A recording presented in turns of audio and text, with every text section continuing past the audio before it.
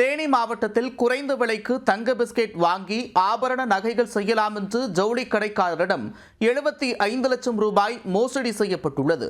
தாய், மகள் உள்ளிட்ட 5 பேர் கொண்ட கும்பல் சேர்ந்து ஜவுளி கடைக்காரரை ஏமாற்றியது எப்படி?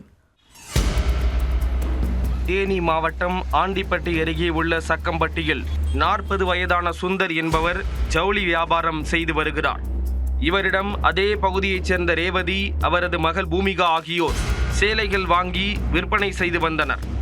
அவர்களுக்கிடையான வரவு செலவு அதிகரித்ததால் ரேவதி மீது சுந்தருக்கு அதீத நம்பகத்தன்மை ஏற்பட்டது. மதுரையைச் சேர்ந்த வெற்றிவேல் என்பவரிடம் தங்க பிஸ்கெட் இருப்பதாகவும் அதனை குறைந்த விலைக்கு வாங்கி நாகப்பட்டினத்தில் உள்ள தங்க நகை ஆசாரியான பாலசுப்பிரமணியத்திடம் கொடுத்தால் ஆபரண நகைகளாக செய்து தருவார் என கூறியிருக்கிறார். இதனை உண்மை என நம்பிய சுந்தர் தனக்கு 125 சவரன் தங்க நகைகள் செய்ய வேண்டும் என்று கேட்டுள்ளார்.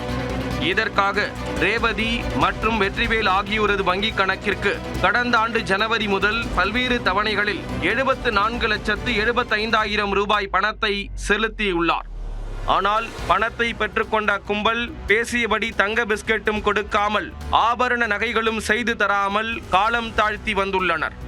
பணம் கொடுத்து 1 ஆண்டு கடந்த நிலையில் அனைவரும் கூட்டுச்சதி செய்து தன்னை ஏமாற்றியதை சுந்தர் உணர்ந்துள்ளார்.